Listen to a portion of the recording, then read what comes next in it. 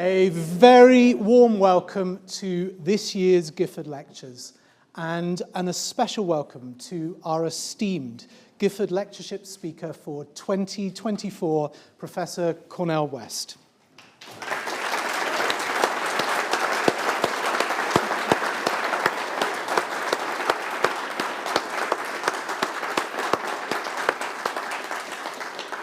I would also like to welcome his wife and fellow academic, Dr. Anahita Madhavi West, along with all those who have made this journey to Scotland with Professor West. Welcome.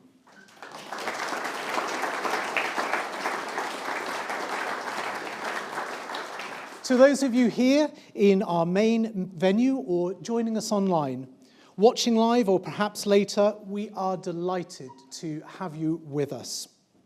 You are joining together with a large and diverse group of people, students, staff, and attendees from the wider community, overseas, across Europe, in Scotland, and in other parts of the United Kingdom.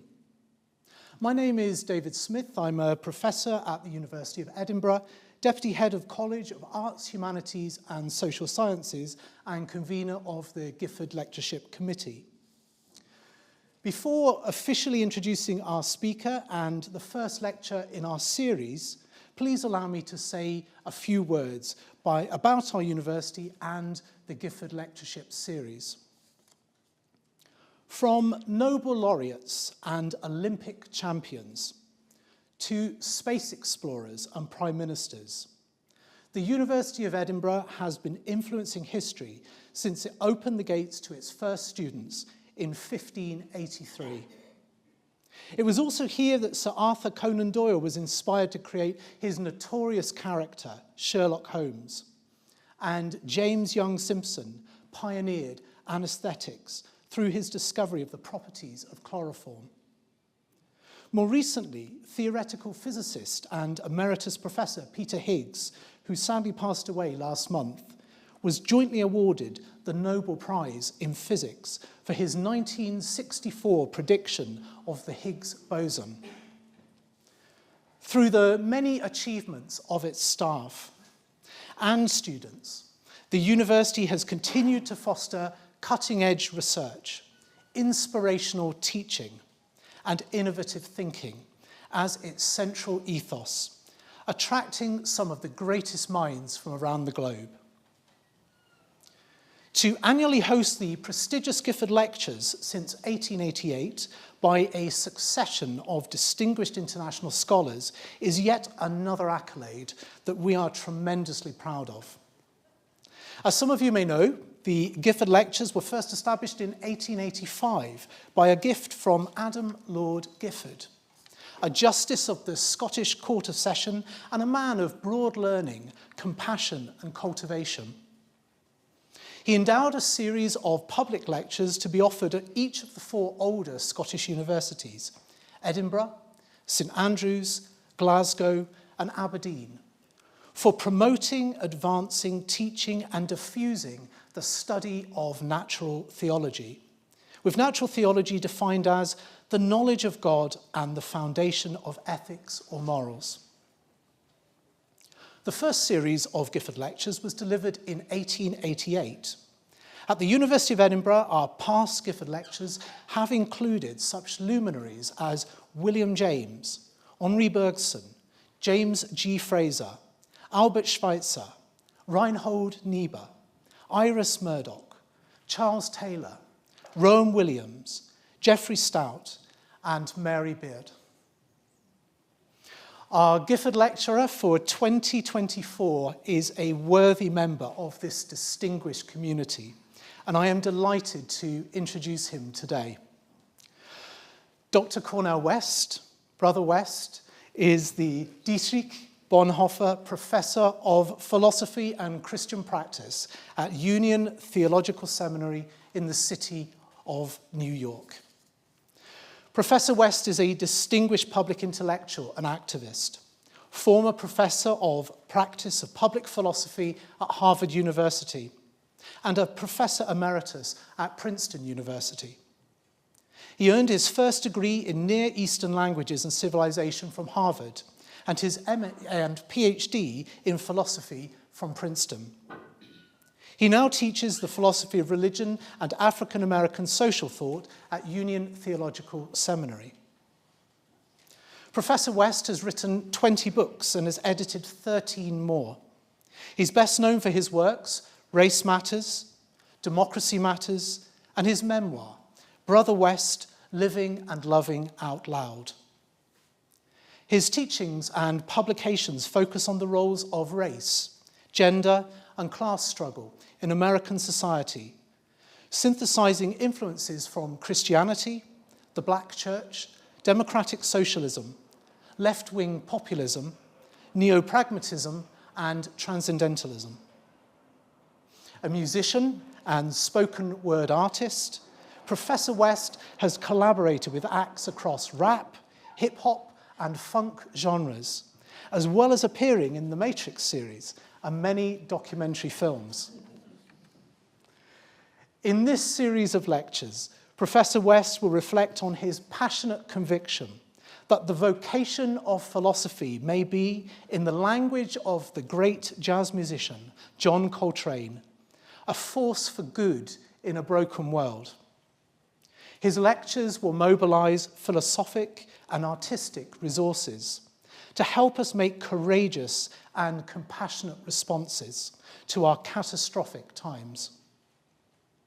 His particular calling reflects his Christocentric and cruciform version of Christian life, a decolonizing and democratizing way of being, wedded to the mysterious forces of kairos, disruptive hope, kinesis, holy folly of faith, and above all, kenosis, revolutionary love. These forces, when embedded in great philosophic traditions, can sustain us in the painful, but also joyous trek from womb to tomb. In this lecture, Professor West will ask the question, how do we emerge from the bleakness of our catastrophic times? In seeking a way forward, he will proceed on 3 philosophic levels: the genealogical, existential, and pedagogical. The genealogical, or historical level of his analysis, will set the stage, and his period will broadly be the Age of Europe, 1492 to 1945, and Age of America, 1945 to 2024.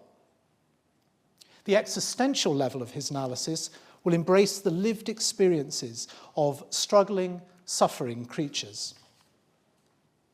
The pedagogical level will be classical in character and musical in content. His overall theme will resonate with the 3 pillars of jazz: blues, tragicomic catastrophe, lyrically expressed; swing, myopic time opened to new possibilities; and improvisation, practical wisdom and timely interventions unleashed. It is with great pleasure that I welcome Professor Cornel West to Edinburgh and to deliver his Gifford series entitled A Jazz-Soaked Philosophy for Our Catastrophic Times, From Socrates to Coltrane. Tonight we hear the first of his 6 lectures, Philosophic Prelude. Please join with me in welcoming Professor West.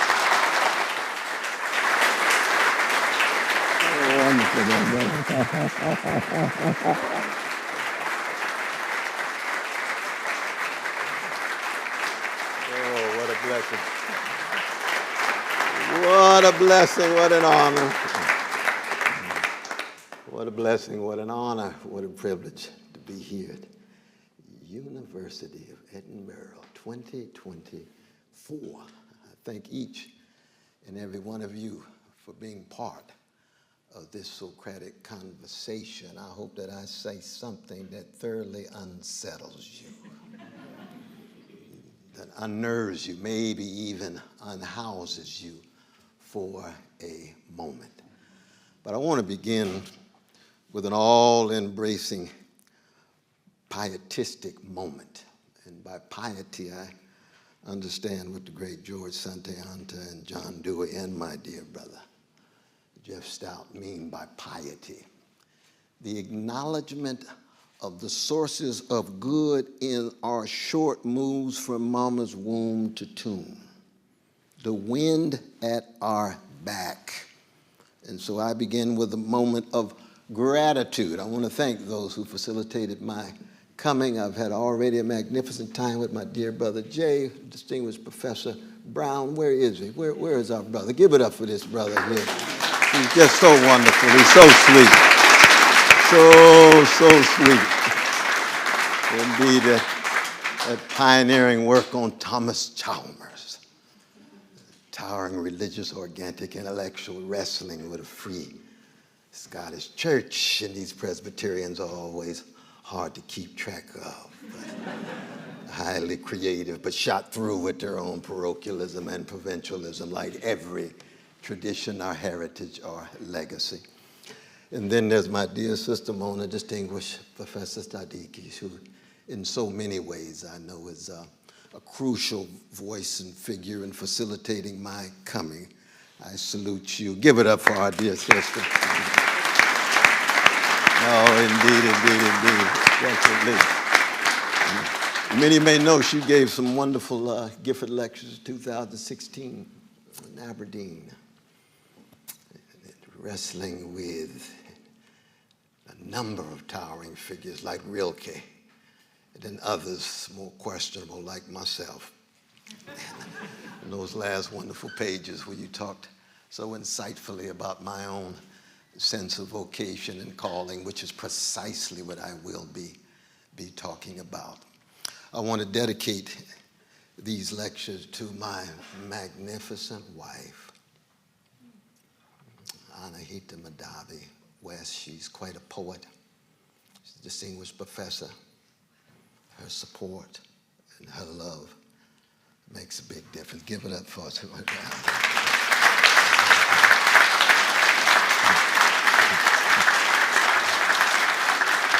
And alongside that dedication goes my dedication to my dear brother, Jeff Stout. I was blessed to be here 7 years ago when he gave his historic lectures. And he was kind enough to dedicate his lectures to me. And it's a rare thing that you would have two brothers. And when I say brothers, I mean brothers. I'm not talking about allies. We in the same band, just like Miles Davis and Bill Evans. Ebony and ivory, yes. Chocolate and vanilla, yes. But brothers who will take a bullet for each other. And Jeff Stout also happens to be one of the last of the great philosophers of the second golden age of American philosophy. That first golden age was Josiah Royce, first Gifford lecturer from the United States in 1898, himself from Grass Valley, California. And then the second, William James from Cambridge and Boston, just 2 years later. It's a fascinating story. Many of you might recall that when William James received a call from the Gifford Lecture Committee and said, "We'd love you to come," he said, "I'm not ready, but I have a candidate." And though he might be born 13 years after me, James was born in 1842, and Royce is 1855. He says, "I think he ought to be the first to Aberdeen. Save me for Edinburgh." James was very honest about this. And Alice, his wife, who was quite outspoken and fascinating in her own right, said, "I think that's about right. I'm sure Royce will jump at the opportunity and you will be grand in Edinburgh." But even more, and this is what makes William James not only one of the towering figures, one of the great American literary and philosophic geniuses and giants, but he is also one of the most adorable. And that's rarely said about any philosopher. How rare it is to have the fusion of genius and generosity. That's William James. So when Royce was having trouble finishing his lectures, William James called him and said, I will take over the teaching of your metaphysics course so you can finish. Didn't get paid, not a penny. That's brotherhood. That's friendship at that deepest level, because he was he and I was I, that wonderful line in Montaigne, connected to his friend. Well, that's the kind of friendship that I have with this brother, Jeff Stout. You see, that if he asked me to teach his class, I would teach it. And if he asked me to teach my class, he would teach it. Is that right, Sister Sally, his beloved wife? Give it up for both of them. Give it up for both of them. Lord have mercy. Indeed, indeed, indeed. And I could go on and on, as you could imagine. I got my dear brother Andre Willis here. I met in 1984. He was the only black undergraduate student at Yale University, feeling deeply alienated and isolated, as you can imagine. He went on to get a PhD at Harvard and to write a wonderful book on David Hume. David Hume, the finest philosophic mind in the English language. Let us not be deceived. White supremacist sensibilities, hell yes, let us not be deceived. How do we stay in contact with the genius, the subtlety, and the unbelievable sophistication, and understand him to be a child of his age, like each and every one of us? We'll be saying more about how we wrestle with the entanglement of the evils of the day as we keep track of the geniuses of the moment. Very important issues these days if we're not going to disempower ourselves in light of the overwhelming catastrophes. I think of Mark Ridley Thomas, who I love so deeply, and Tabitha Smiley. I think of the Black Philosophers Club that was a part of my own formation, of Lucius Outlaw, Leonard Harris, and Howard McGarry, and so many others. I think of my teachers at Harvard College, of Israel Scheffler, Hilary Putnam, my tutor, Bob Nozick, W.V. Quine, John Rawls. These are not just names. These are people who mean the world to me, helped shape who and what I am. Piety in that deep horizontal sense of those who go into the shaping and making of who you are. Same would be true at Princeton with Richard Rorty and Sheldon Wolin, and Thomas Nagel, Tim Scanlon, Carl Hempel. These are people who mean the world to me. And I'm unapologetic about how they poured into me. And yet, as you could imagine, they all fall short, far, far short of Irene and Clifton West. That's mom and dad on the chocolate side of town.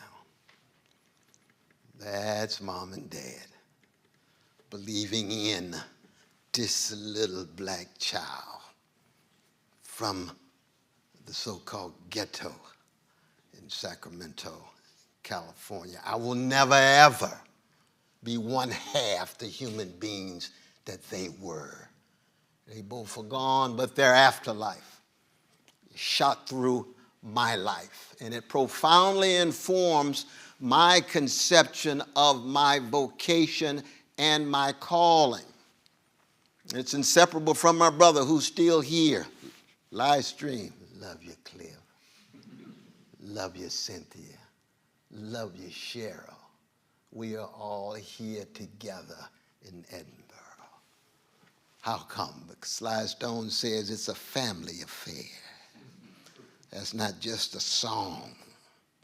It's inseparable from Shiloh Baptist Church. Reverend Willie P. Cook of Brookhaven, Mississippi, who baptized me 62 and a half years ago in order for me to wrestle with the gangster proclivity shot through my heart, mind, and soul to allow me, in some sense, to be fortified enough so I could make sense of what Emmett Till's mother said at the funeral when he's lying there with his head 5 times the size of his ordinary head with the casket open to see the underside of the American empire. What you got to say, Miss Till? Tell the whole world. That's my child. And I don't have a minute to hate. I will pursue justice for the rest of my life. What goes into that kind of spiritual formation? What goes into that kind of moral cultivation? That's always been fundamental for me in terms of the question in regard to my vocation. And it's not a function, as we know, of skin pigmentation, because there's a long history of black cowards, black haters, black gangsters, black thugs, and I still got a whole lot of gangster in me. I just work on it every day.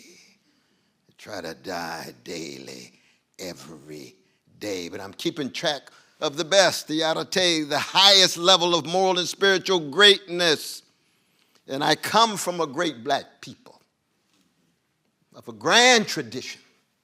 It's tied to a moral and spiritual greatness.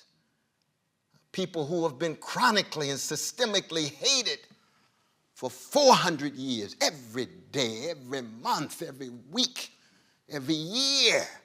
Told they're less beautiful, less intelligent, told that they have less moral character, told they ought to walk around scared and intimidated and laughing when it ain't funny and scratching when it don't itch and wearing the mask, as the great Paul Lawrence Dunbar says. Wear that mask in order to make your way through these white supremacist mainstreams so that maybe you can engage in upward mobility and hope you don't sell your soul for a mess of pottage. What is it about the best of these people poured inside of me? Obsessed with Du Bois's 4 questions. How does integrity face oppression? How does honesty confront deception? How does decency respond to attack? And how does courage make its way in the face of brute force? Integrity, honesty, decency, courage. All 4 of them, in so many ways, cutting so radically against the grain. Hegel was right. Human history is a slaughterhouse. In so many ways, we are a wretched species.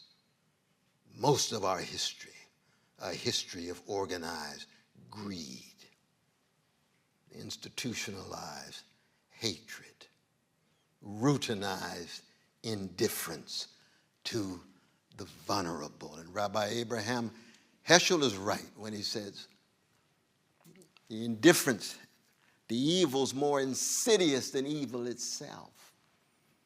And William James says, indifference is the one trait that makes the very angels weep. So it is in our day.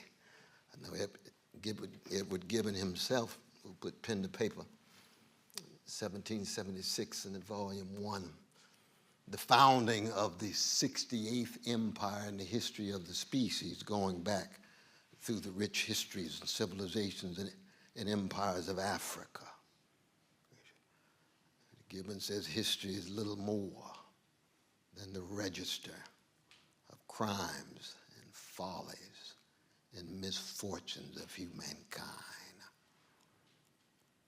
And even Gibbon, who called Hume actually the Tacitus of Scotland. That's like the French call him the English Tacitus. Tacitus, as you know, preoccupied with the crimes and follies of the end of the Roman Empire. Hume says, Any philosopher and historian knows that human history, for the most part, is one of madness and imbecility. My God, really, Hume. How do we create moments of interruption? Moments of disruption. I think of October 6, 1843, the great disruption of that church. I think of the various movements of liberation in the 20th century, of decolonization, creating disruptions. I think of the movements against vicious forms of patriarchy, disruption. Movements of workers in the face of greedy bosses, disruption. We can go on and on and on. These moments of kairos, that push back the chronos, that push back the dominant tendencies and dominant forces. So it is when I reflect on my own particular situating and locating in light of a variety of different traditions, but begins primarily on the chocolate side of town. I turn to the greatest tradition of late modernity, which is the black musical tradition. No other tradition I know has levels of artistic creativity, spiritual fortitude, moral courage, with a variety of styles, with some very appealing styles, always already rooted in not isolated individuals exerting their will, but grounded in traditions of heritages and legacies, trying to transmit and bequeath the highest levels of mastery of art and craft and technique that require some of the deepest challenges, not just speaking truth to power or truth to the relatively powerless, but truth to oneself. Enacting that, what I'd call the vanilla blues man coming out of Ireland. There's a whole lot of them. One was William Butler Yeats, who used to say it takes more courage to dig deep in the dark corners of your own soul than it does for a soldier to fight on the battlefield. We're going to get Eugene O'Neill in American Empire later on in the lectures, who is another vanilla blues man. Said, but what do you mean then by this jazz-soaked philosophy, Brother West? How can that in any way help us mobilize the intellectual, moral, political, psychic resources to fortify us in this most frightening and terrifying moments maybe in the history of the species?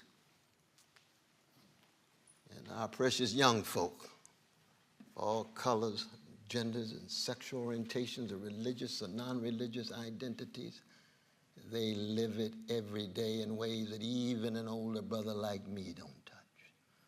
To live at a time in which undeniable ecological catastrophe is manifest moment by moment. Possible nuclear catastrophe with World War III, be it with China, be it with Russia, be it in the Middle East. Reminds me in some ways of what Du Bois wrote in June 1945 after he attended the founding of the United Nations. He said, the United Nations will be a colossal failure because it's not coming to terms not just with the colonized people that constitute the blowback of the various empires once those empires collapse.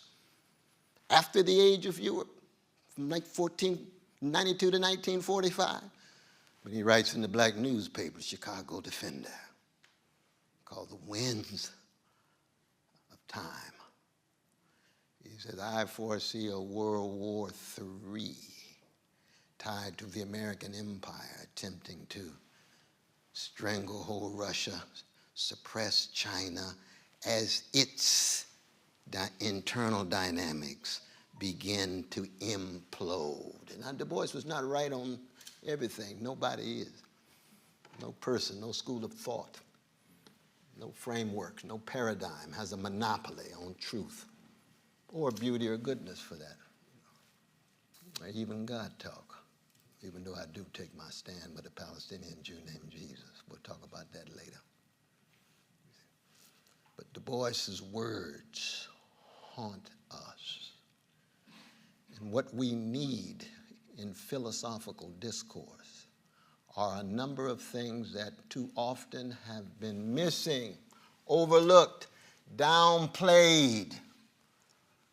And one has to do with catastrophe. I never forget I was having a wonderful lunch with the great E.M. Gombrich. He was my dear brother.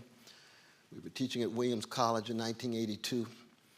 And a magnificent historian named Jeffrey Barraclough wrote a powerful text in 1964 called An Introduction to Contemporary History, the first historian actually to use the term postmodern after Toynbee. And he said, you know, Brother West, I've been trying to put together a collection on empire and catastrophe, and I can't get any philosophers to write about it. How come? Well, these analytical philosophers are sharp and smart and clever and magnificent in terms of their ability to make some subtle distinctions, but they don't think about empire too much because they're so ahistorical.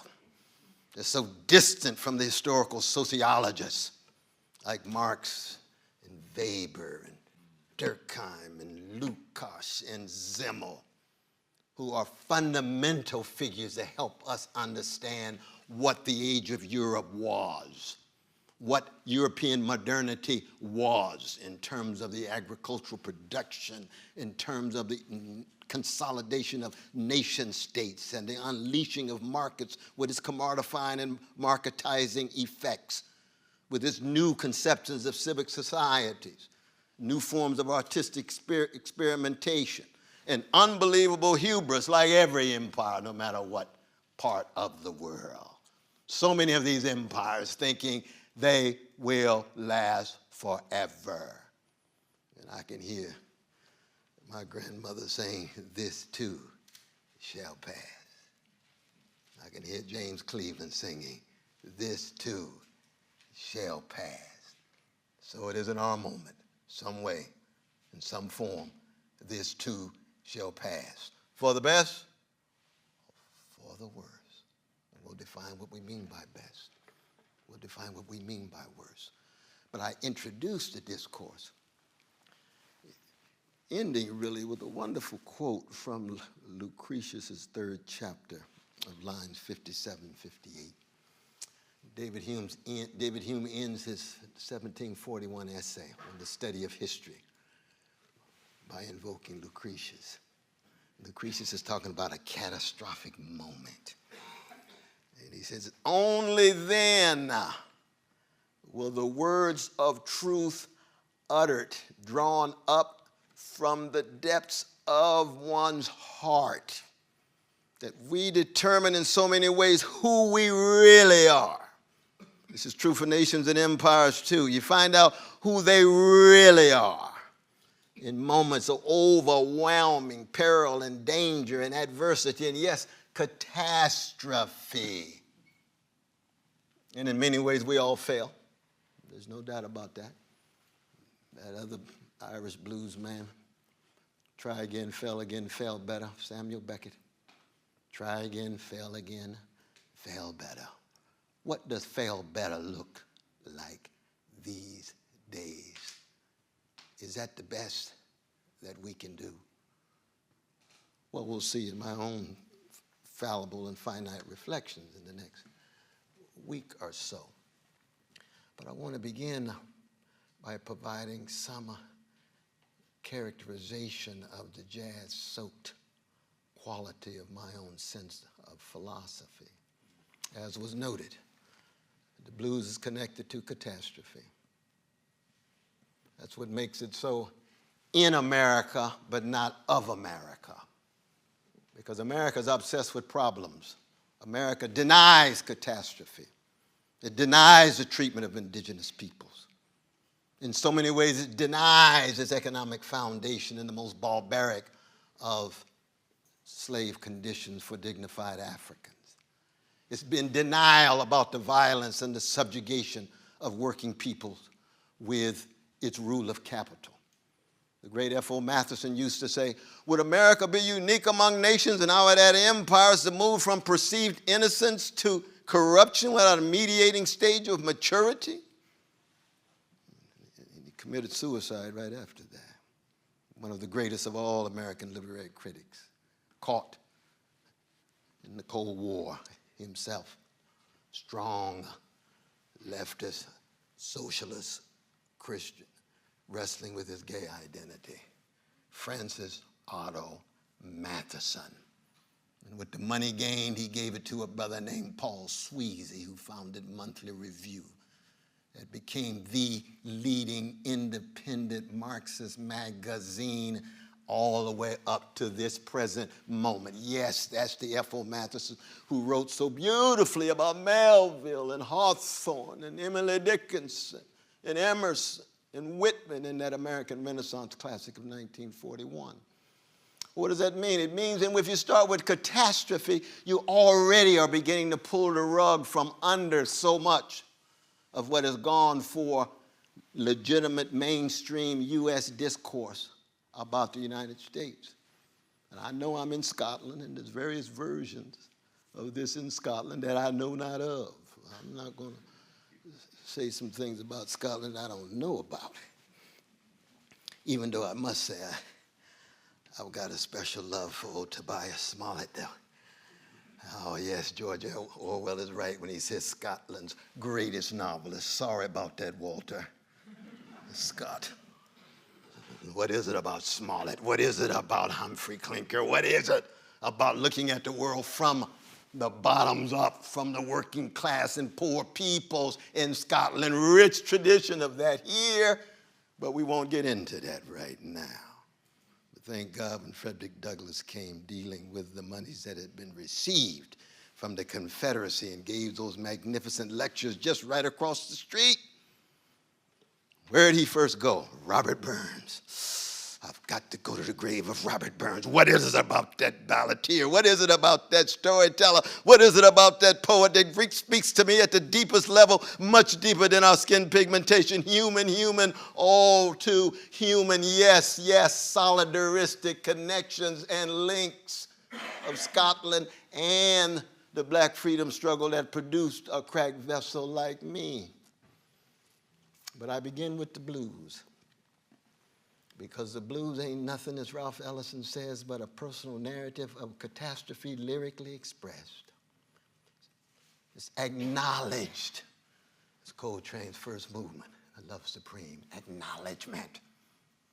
Stanley Cavell has written so wonderful about this. No, it's not Cartesian obsessions with knowledge in the face of epistemic skepticism. Is acknowledgement. You're always already in media. You're in the middle. You're in context. You're in history. You're in various traditions clashing. Yes, that's what it is to be historically situated. And so it is with the blues. But that catastrophe is never allowed to have the last word. It is artistically transfigured. Nobody loves me but my mama, and she might be jiving too. That's the king of the blues from Mississippi. That's B.B. King. That's the B-side of The Thriller's Gone. You're wrestling with catastrophe, but you don't reduce the catastrophic to the problematic. Part of my critique of American pragmatism. Where's the catastrophic in Dewey? Don't hold your breath. He's got problems to solve.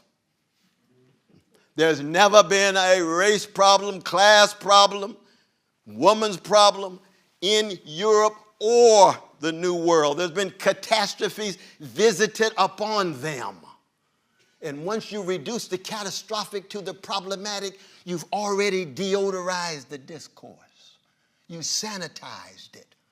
You're looking at it from the vantage point of a technical manager rather than human beings who are wrestling with overwhelming structures and institutions as well as structures of feeling and value. The blues says, no, we're going to tell the truth. Just like that third chapter, Lucretius. The truth from the heart And every truth is always relative to a context and open to revision and critique. Absolutely. We shall see that. We're not talking about narrow dogmatism here. We're not talking about various forms of parochialism and provincialism here. We're talking about opening the dialogue in such a way that we have exchanges as we engage in our truth-telling and our justice-seeking. But in addition to that, it has to do with starting with forms of death. We're going to see that in Plato's Republic. He starts with death, with Cephalus. He starts with the younger generation wrestling with death. We could say the same thing about Rosenzweig's Star of Redemption. It starts with death. My dear brother Lewis, so good seeing y'all. Know we've talked so many times about these issues, brother. You always inform me and inspire me in that way. What does it mean to start with death? Not in the Heideggerian mode, the possibility of death on the way through time. No, with Vico, corpses. There's a difference between death in the abstract and corpses, dead bodies. You can think, so many of us think about Gaza right now. Not allowing those dead bodies, precious children, not allowing that to have the last word, but not in denial about it. The way so many of our elites in the American empire and elites in Europe are, won't even call it for what it is. But start with those bodies. What do? You acknowledge, you attend to those who are responding. Solidarity with those who are responding. And tell a story as to how we got into this situation. So it is with the blues. It's storytelling, wrestling with catastrophe, with forms of death.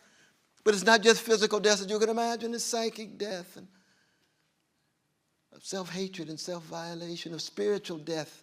And we'll be talking a lot in these lectures about nihilism lived, nihilism experienced.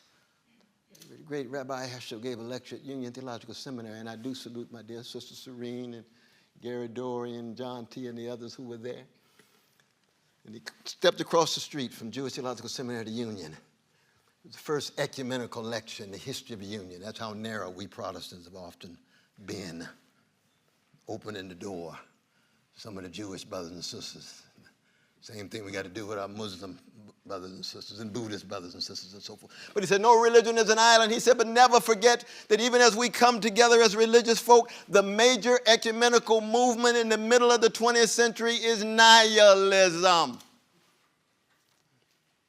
Like Thrasymachus, Plato's Republic, we're going to be wrestling with that, yes. So the nihilism that we're talking about is not that of the kind of cute postmodern moves that sips various teas in cafes and talks about how wonderful Nietzsche's epistemic nihilism is. No, not at all. Nietzsche was much more profound than that. Don't deodorize and sanitize. Friedrich, he's got a counter-nihilistic move, passive and active. Wrestling, strength, will, volition, yes, he was. But the kind of nihilism we're talking about, the kind of nihilism that the blues was talking about, that come from my tradition of black people, is one in which one's very bodies has been viewed as forms of abomination, in which your very intelligence is not just called into question, but assumed and naturalized and normalized in such a way that you don't deserve to be part of the international conversation. It goes from Africa to Asia, to Europe, to Latin America, to the University of Edinburgh, Gifford Lectures. Yes, indeed. Let us learn how to see more clearly. Let us learn how to feel more deeply and hear more attentively, not uncritically, but attentively, And most importantly, let us learn to act more courageously. So the blues is about forms of death, but it's also about forms of domination. So it's, in some sense, existential and psychic with the death, but it's structural and institutional with forms of domination. Most of human history, the history of empires. Nation states in the modern world dominant, the history of the world abnormal, aberrational. And what happens when you look at the world through those lenses? Oh, it looks so very, very different than what we so often see. And one of the reasons why it's so very difficult to look through those lenses, because it's hard to bear reality. Sometimes it's just too much. Reminds me of Rilke's first elegy. Beauty is nothing but the tear that we first touch and can bear.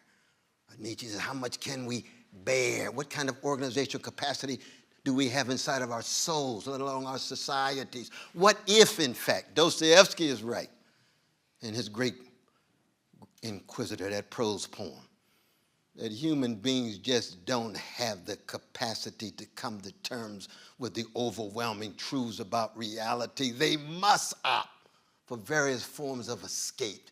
They really do want Pied Pipers. They really do want authoritarian leaders. They really do want fascism.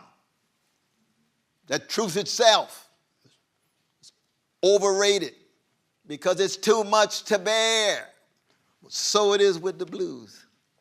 The blues says, Nietzsche and others, bring it on. Watch us come to terms with the most vicious and poisonous and toxic forms of evil and still, like Emmett Till's mother, say, I refuse to hate. I will pursue justice for the rest of my life because I choose to be a certain kind of moral and spiritual person in a world of overwhelming barbarity and bestiality. And people will call her what? A fool. Well, we got a lot of discourse in this Gifford Lecture Series. That's why we're reading Erasmus. We're going to talk a lot about fools and folly and fantasia and imagination, utopian possibilities. I can see a lot of the young folk these days in these encampments. Oh, you're just a fool. You don't have a chance of a snowball in hell of gaining what you want. You don't say. Watch this. What seems to be impossible, once it's actualized, is viewed then as inevitable, as Mandela used to say. But it has everything to do with a blues-like sensibility that is tied to a deep, subversive piety and humility, but a militant tenacity in search of a moral and spiritual greatness. We're not talking about power versus power only. The black folk that I come from, after being hated for 400 years, taught the world so much about love and how to love. Love Supreme is not just a song of John Coltrane. That acknowledgement, that resolution, that pursuance, that psalm at the end. Stevie Wonder's Love in Need of Love. James Baldwin's love-soaked essays that says love forces us to take off the mask we know we cannot live within, but fear we cannot live without. Where do these folk come from? What kind of spiritual formation and moral cultivation has gone into the making of them? And Scotland has its own distinctive tradition of this. So does Ethiopia. So does Haiti. So does Brazil. So does China. So does Bangladesh. So does Israel. With the Noam Chomskys and the Judah Magnus and the Muriel Rukeyser's and the Medea Benjamins coming out of the Jewish context with the same sense of moral and spiritual concern about not just themselves, but the world, including Palestinians. Every culture, every tradition has the best and the worst. The blues reminds us of the best, but it gets at it through sound. And I come from a tradition that says that the Spirit won't descend without sound. And if you don't have instruments, then use your voice like an instrument, so that when you speak to people, it's not just pathos, logos, and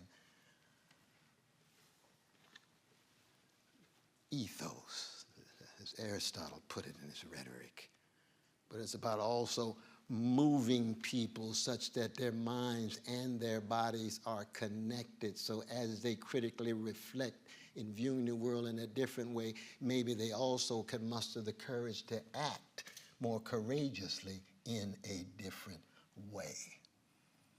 So you end up not just overcoming various epistemological challenges, but like the end of Shakespeare's King Lear, with those howls,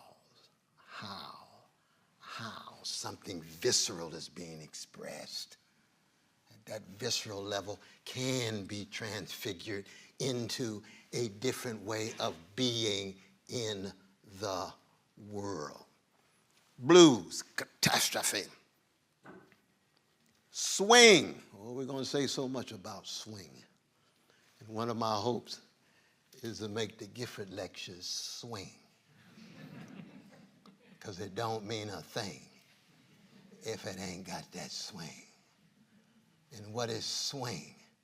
To fight off the nihilism and the fatalism, to fight off the cynicism, to fight off the despair, to fight off the despondency, not by eliminating it. But as Dewey noted in his lectures of 1929 here, the Gifford Lectures, he said there's a difference between retail skepticism and wholesale skepticism. Nothing wrong with retail despair. You just don't want wholesale. Nothing wrong with retail despondency. That's simply a sign you have a hypersensitivity, which is the very signature of a moral and spiritual person trying to make the world better than you found it.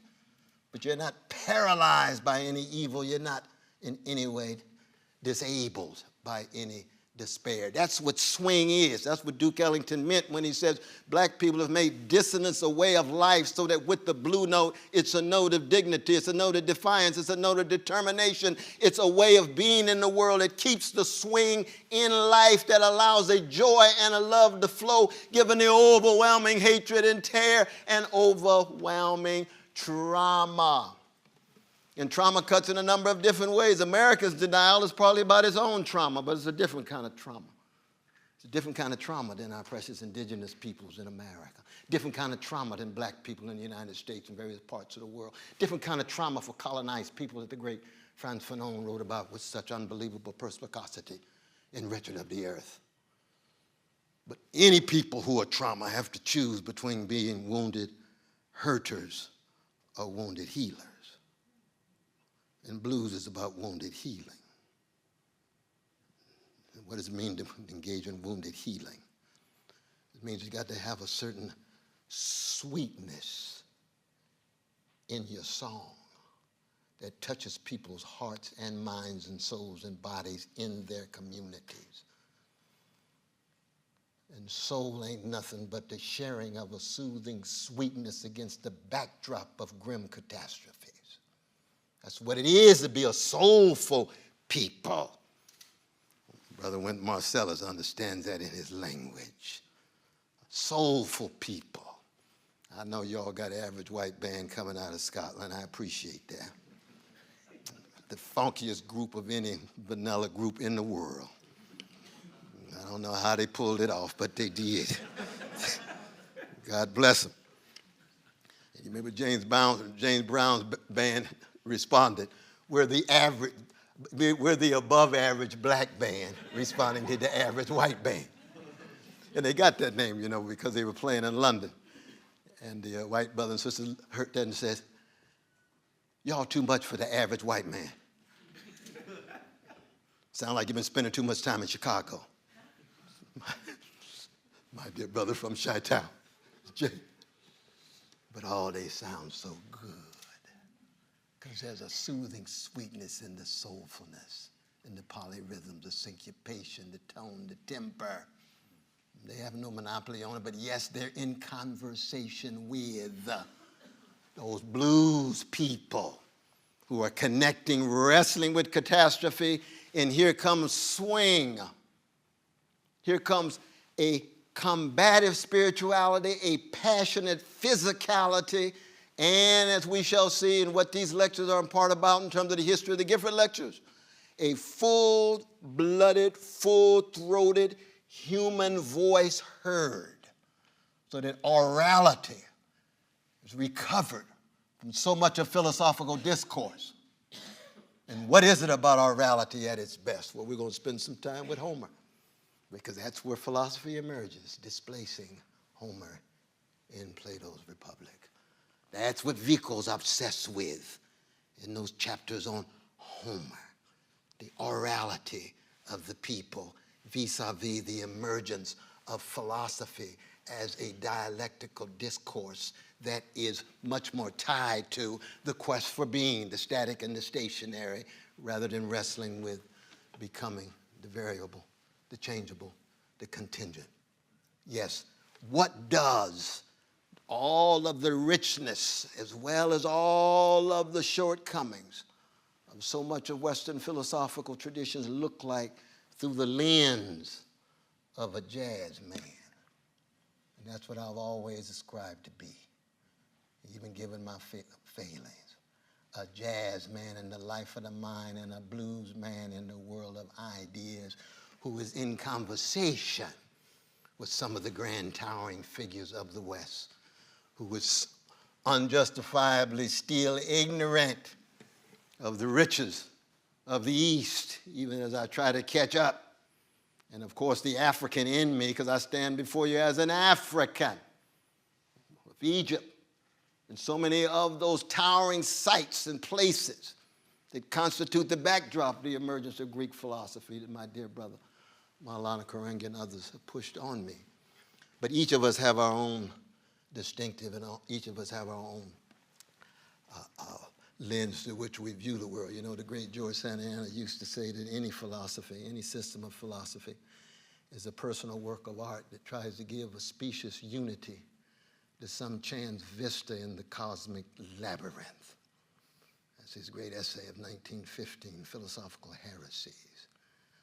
I don't know if he fundamentally believed that, because he had some deep Platonist sensibilities given his Lucretian materialism, but it's beautiful words that make sense in a certain sense of just how contingent all of this is.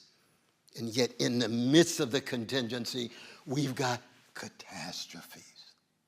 Personal, death of a parent. Psychic, betrayal of a friend. Social, political, corrupt elite. Imperial, genocide. Ethnic cleansing. Go on and on. And then the third pillar, and I'll close, is improvisation. Improvisation. And improvisation is not a technical skill only. It's a form of phronesis, of practical wisdom. I'll be saying much more about that. And I want to end with these two powerful essays, two of the most crucial documents reflecting on the end of the age of Europe, written by, at that time, the towering German intellectual of his day, the inimitable Max Weber. And it's the two vocation essays. Wissenschaft das Beruf, not just science. Wissen means wise and song. It's any attempt to create an orderly and rational discourse and conversation. And Beruf, coming from Luther, coming from Calvin, that deep sense of calling, very different than career. And I want to note this with my young folk. I see my dear brother Mark out there from Union.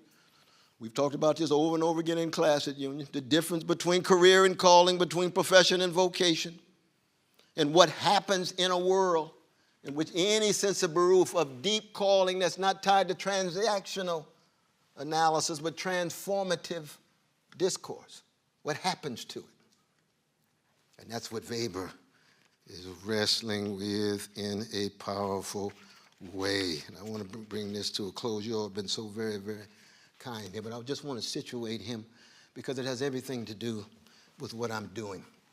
He wrote 2 essays. The second one's in 1919. The first one's in 1917. November 7th was 1917 and January 28th, 1919. The second one is after the loss of Germany in World War I. And it's clear that the 30-year war that will bring the age of Europe to a close seems to be, if not inevitable, difficult to reverse. And he's raising the issue. What does one do to preserve some kind of integrity? Now, he's a Prussian nationalist, so I have deep ideological and political disagreements with him. Deep. He's an imperialist. Deeper. But he's also a very important interlocutor.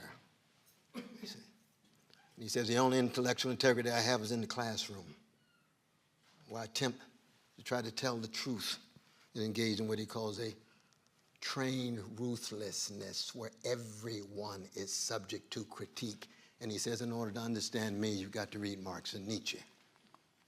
And he also, as we shall see, is very tied to W.B. Du Bois, who studied with him in Germany when Du Bois was there, and who responds to Du Bois when he reads Souls of Black Folk. You are absolutely right. The color line will be paramount for the next number of decades in the world. That's Max Weber responding to W.B. Du Bois. But this is what he says in terms of wrestling with these ethics of conviction versus ethics of responsibility. The latter has to do with utilitarian calculation and Machiavellian reflections on interest. And ethics of conviction have to do with taking a stand. I find it immeasurably moving when a mature human being, whether young or old in the actual years, is immaterial, who feels responsibility he or she bears for the consequences of their own actions with their entire soul. As kenosis, the self-emptying, the giving of everything, and who acts in harmony with an ethics of responsibility, reaches the point where he says, here I stand, I can do no other. Of course, the echo of Martin Buber, the Diet of Worms. That is authentically human for me and cannot fail to move us. But this is a situation that may befall any of us at some point. And if we're not inwardly dead, we feel it. In this sense, an ethics of conviction and an ethics of responsibility are not absolute and opposites, but are mutually complementary. And only when taken together do they contribute the authentic human being who's capable of having a vocation of politics. But in this polar night of icy darkness and harshness, I am skeptical, he says, responding in part to Shakespeare's sonnet of 102 about love being so new in the spring, but itself beginning to wane. And he said, our age is characterized by rationalization, intellectualization, above all by the disenchantment of the world. Its resulting fate is that precisely the ultimate and most sublime values have withdrawn from public life. They have retreated either into the abstract realm of mystical life or into fraternal feelings of personal relations between persons. It's no accident that our greatest art is intimate rather than monumental, pulling back, pulling away from the prophetic spirit. And I simply say to Max Weber, I appreciate the challenge, but you don't know what jazz is. Which art are you talking about? Whose tradition and whose people do you have in mind? And he would come back and say, oh, but we still must go about our work and meet the challenges of the day, both in our human relations and our vocation. But the moral is simple and straightforward. If each person finds and obeys the daimon that holds the threads of their life, and he's invoking Goethe's famous poem of the day of the daimon, that ends, it is thus that you must be, you cannot escape yourself. That's Goethe wrestling with the daimon indeed. And as we move to the lecture tomorrow night, we'll begin with Socrates' daimon. And why it is all of his life, he thought it was telling him, practice philosophy, practice philosophy. But in the jail cell, he discovers it's practice the arts, practice music. And he writes a song, and he versifies Aesop's fables. Different dimension of Socrates, hardly acknowledged in so much of our scholarship. Even our beloved Gregory Vlastos, who means so much to us, he misses this. What does that mean? Is it possible that the way down and the way up, as Heraclitus would say, are so intimately connected that once we dig into the depths of catastrophe, there might be some light at the end of the cave, not just up, as we see with Plato, the idea of agathon, but horizontal in history, horizontal in our lives, horizontal in our relations. Question, we shall see tomorrow. Thank you all so very much.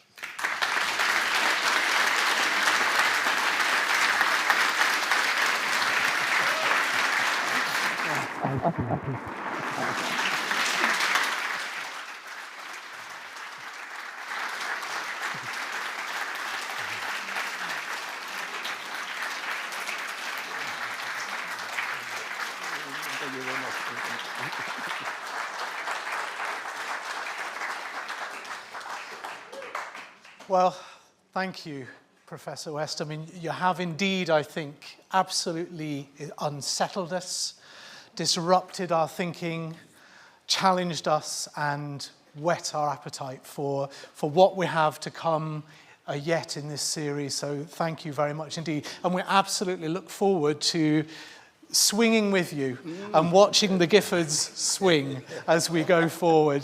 So thank you very much again.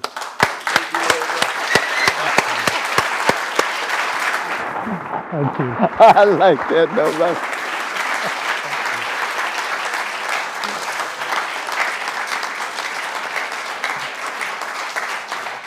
For those of you who are on the live stream, we're going to do a slight pause now as we go for a comfort break in the room. So I believe that you'll be rejoining us in around 10 minutes' time.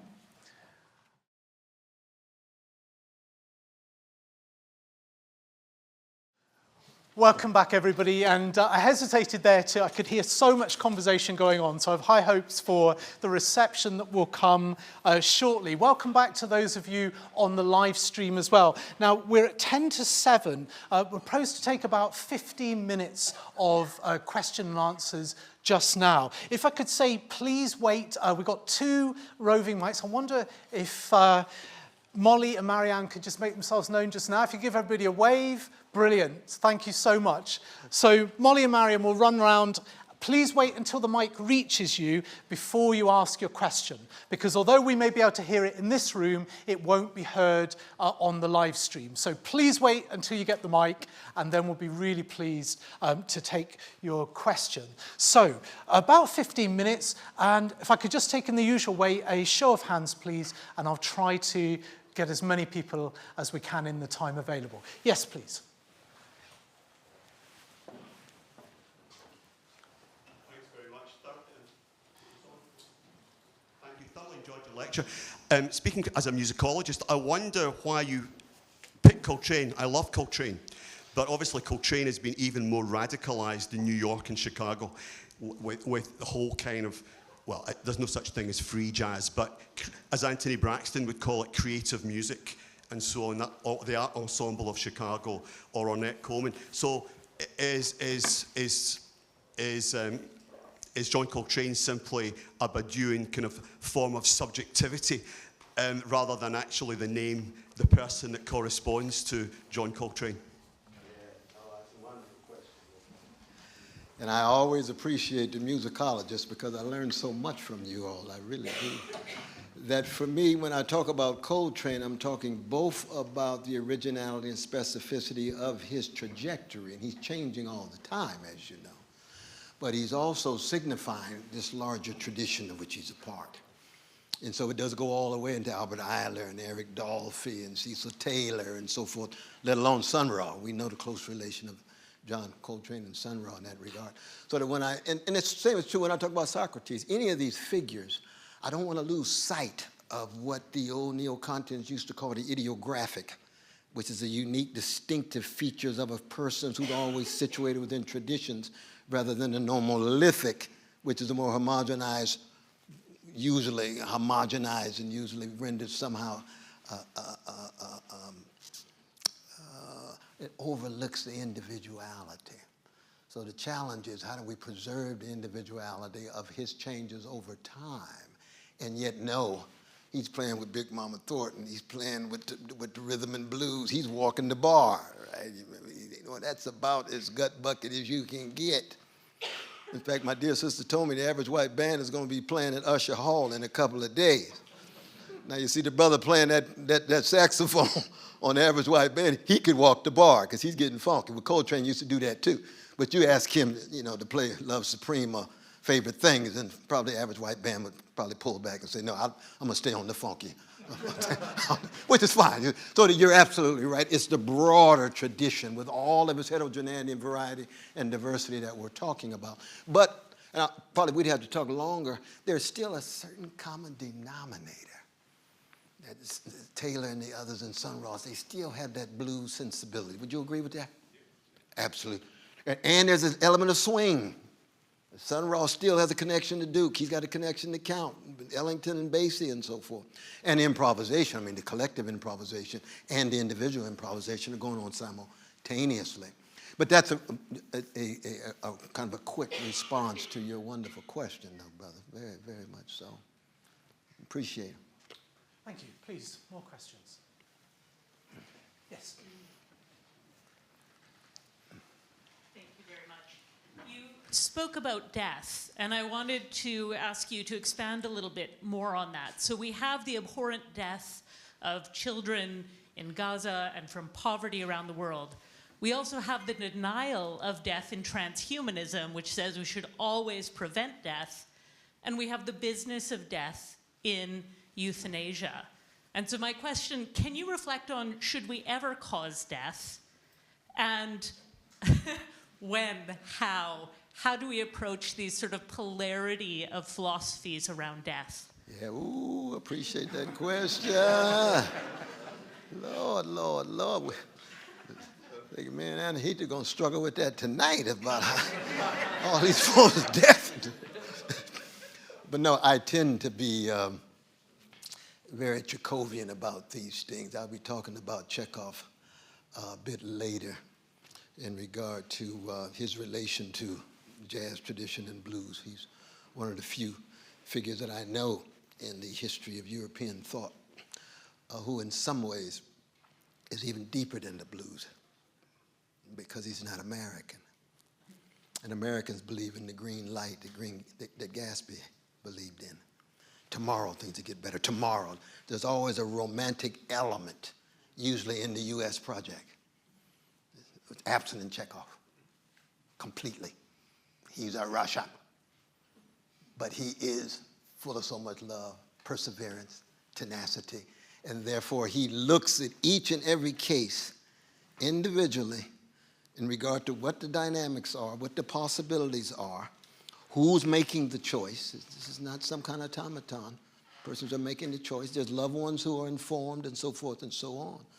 So that I'm highly suspicious of this kind of Kantian orientations where you think that somehow you can get some universalizability out of very distinct and unique situations. And yet, on the other hand, I want to be as sensitive as I can be. And here Chekhov and Coltrane are very similar in terms of their sensitivity and the deep compassion that they have of all the persons and characters, right? How do we make things as humane? How do we make things as loving? How do we make things as tender and gentle as we can for all those involved? And there's no way that you can begin to answer that question without looking at the situation. It reminds me in some ways of There's a wonderful Wittgensteinian moment in Kant's Critique of Pure Reason when he's trying to tell us what does it mean to apply a rule. And you can't appeal to a rule to teach you how to apply a rule. Or it goes on ad infinitum. And he's got that wonderful phrase, examples are the go-kart of judgment. And you say, oh, wow, that sounds like the ancients. Examples, we got some exemplars for you. Plutarch, we can go across the board, right? And by ancient, I'm talking about the West, but you'd be similar traditions in the same way. Right? So there's a knowing that, and there's a knowing how.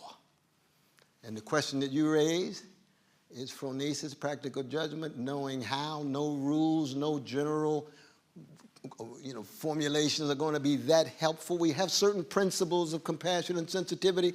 Let's see how it operates on the ground. Now on the blue zone, the Chekhovian zone, and a zone of so many folk who've been preoccupied with what the Greeks call practical wisdom, phronesis at its best. But that's the beginning of an answer to your question. Do you teach classes on this? Oh, I need to take your classes. That's fascinating, absolutely. Yes, please. Maybe it's a bit of a continuation of the last question on death. But I want to come back to viscerality. And what you said was very powerful in terms of what moves us into consciousness and what moves through our bodies. And the murder in Gaza, not of just children, but men and women, that's true. and we're counting upwards of 31,000, only the ones counted, right? Another That's 20, right. 30,000 under the rubble. When we think about the representations that we have of this death, it's material and it's in front of us. And there's still a kind of liberal blockage that prevents us, right, from actually speaking about it, recognizing it, speaking about Palestine in the clearest of terms. And so just want to know your reflections. Where are we with the possibility of radical love with Palestine? What's the source of this block at the level of viscerality? What do we do with this liberal consciousness that keeps us trapped in a bind? I appreciate that question. It's both serious, substantive, and heartfelt. I'll go back, let's say 40 years. I'll be talking a bit about Edward Said's relation to Vico, and Edward was my very dear brother. We had teachings on Palestine back in the 70s and the 80s. He and I used to march all by ourselves with Brother Noam Chomsky, just to get the New York Times to use the word occupation rather than disputed territories. That's how far things have come. I mean, Edward right now, he died in 2003, and he was supposed to give the Gifford Lectures 2004, when Chomsky and the others showed up. That's a fascinating moment in the history of this lectureship. But Brother Edwards from the grave is saying, Malcolm X, chickens come home to roost. I told you so. Truth crushed the earth shall rise again. The lies cannot live forever. So it's both a matter of a kind of liberal and neoliberal mask that has been now ripped off. And you see the criminality, the barbarity, and so forth, right? But at the same time, you also recognize that that's been going on a long time. You see, when we were marching 40 years ago, there were deaths that people hardly said a word about. These days, they've got, Washington language of collateral damage and so forth and so on. But that's being ripped off. And so the question becomes, again, how do you remain morally consistent? There's no doubt in my mind that if those babies and men and women were Europeans, it'd be a different response. It'd be a different response. It may not be the strongest response where we want, but it'd be a different response. Biden would be, Biden got upset about what? The international workers. Hey, brother, you got 30,000 precious Palestinians hit orbit, but you got these international workers. I'm glad something moves you. That's good to know. But it's this level of indifference. But when it's so encrusted and so entrenched, that it's hard to rip it. Zaire was trying to rip it off and question of Palestine in 79, the covering of Islam in 81, and so forth and so on. And he died wondering, oh my God, will people ever in some way not so much wake up, but see and be fortified? And yet now, who would have thought? This is global. This is global, but it has to be connected to the American empire that is imploding at home. And so many of the historians of empires reached the conclusion: for military overreach, corruption of elites, the frustration of citizens, the willingness to follow neo-fascist Pied Pipers, and so on, and strong men, because usually patriarchal, right? Not all the time. Catherine the Great was something, but usually it's patriarchal.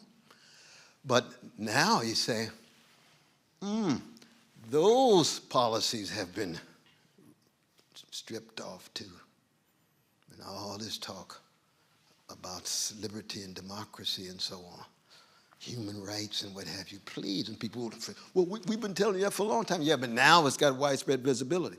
The challenge always is, and I come back again, I'm very old school in this regard because I come out of the legacy of Martin Luther King Jr. and Fannie Lou Hamer and Irene and Clifton West, that I want to be morally consistent. I want to make sure that there's some space for morality and spirituality given our highly barbaric situation and the ugly hatred and revenge that's going on, and not just the Middle East, but anywhere. And that's a challenge.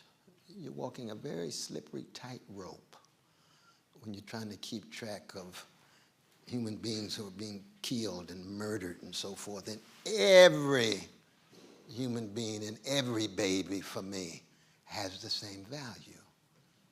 It's regardless of the ideology, regardless of the politics, regardless of the asymmetric relation of power, regardless of the imperial and colonial situation, and so on. And so I have some wonderful, wonderful fights with some of my younger brothers and sisters. Well, Brother West, you just so old school about this, and you got to realize that we're on the move, and this is a matter of trying to ensure that we get the highest visibility no matter what.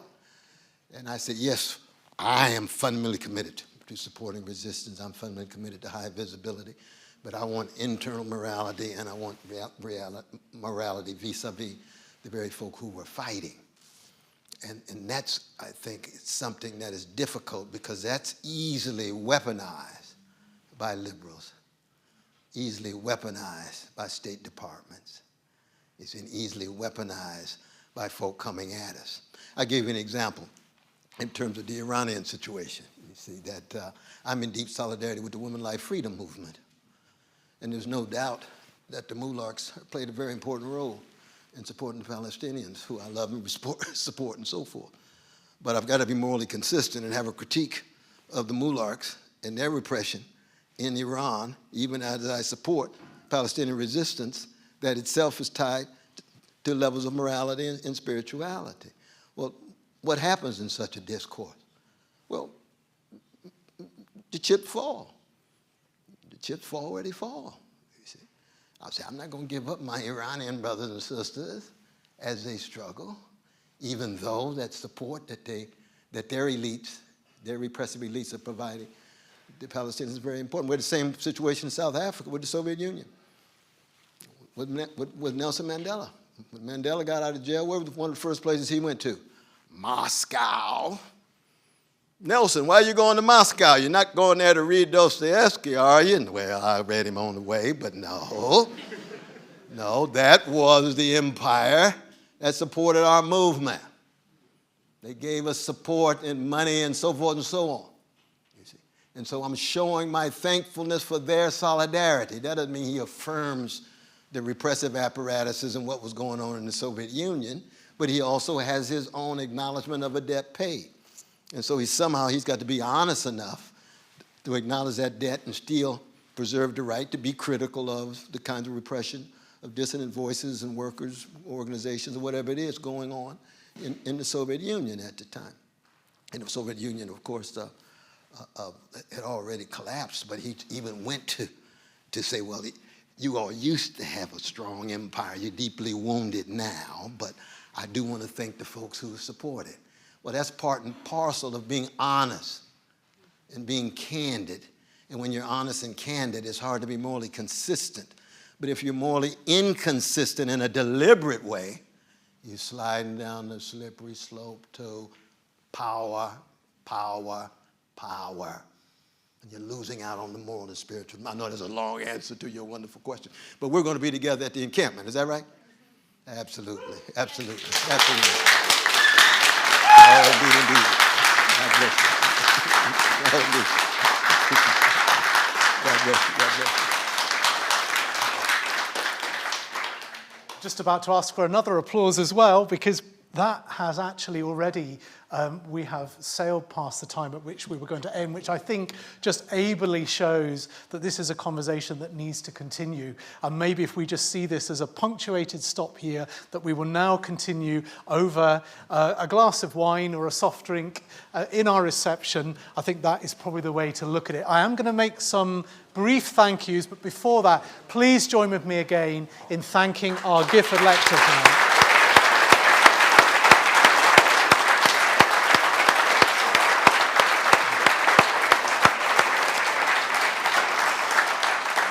So very briefly, everyone, I would like to thank our venue hosts, Molly McCracken, our social media host. Where are you, Molly? Just over there.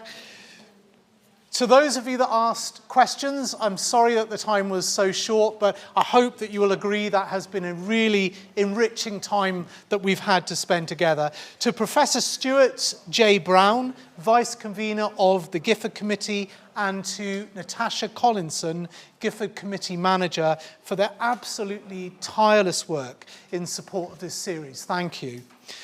To you for attending, to you for watching, and to everybody here for engaging, if through questions or certainly in thought. Thank you very much indeed. To all of those behind the scenes who have supported in making this, our launch of this year's Gifford Lectures, an absolute success, and to Glowcast, who are live streaming for us. Thank you to them also. If you haven't managed to secure a ticket, and I think you will realize that this has been a very difficult ticket to secure, the lectures are live streamed. The remaining 5 lectures are all live streamed, so you'll find details about those on the website. But I would encourage you, please do return for the remainders of our series. Finally, I should say we have a Gifford Lecture Series blog. And we would be delighted if you would continue the conversation there also. And Molly is doing a fine job there of curating and helping that conversation along. So thank you very much for joining us online. And we hope to see you again tomorrow. And thank you everybody here also. Thank you very much.